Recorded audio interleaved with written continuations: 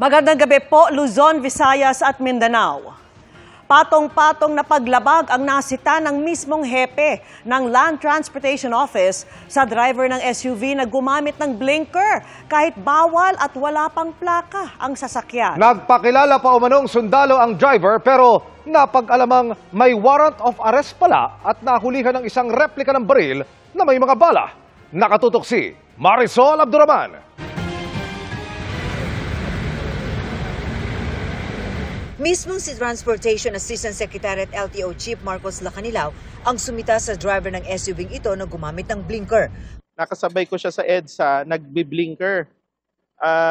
Ngayon, napansin namin wala din siyang plaka. Agad namin chinek yung nakakabit na temporary plate.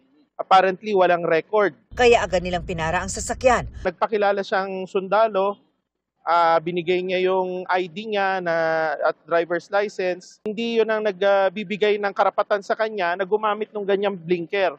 Agad ding itinawag ng LTO sa Quezon City Police ang insidente at pina-verify ang pagkakakilala ng suspect. Noon na lamang meron palang warrant of arrest ang suspect. Immediately yung ating mga warrant operatives na proceed sa LTO main office and doon nga po isinerve yung warrant of arrest for violation of Section 5 and 11 ng Comprehensive Dangerous Tax of 2002. Nakuha sa sasakyan ng suspect ang isang replika ng baril na may nakasaksak umanong mga bala. May nakuha ring ID ng AFP Reserve Command. Kasalukuyan po natin bine-verify, waiting for the result of our verification before the office of the Reserve Command Force ng AFP to attest kung talagang ito ay isang active member. Sa panayam namin sa suspect, hindi niya itinangging gumamit nga siya ng blinker. Bakit kayo nag-blinker, sir? Yun po hindi ko naman ginagamit pag abuso pero nagkataon lang po, ma'am.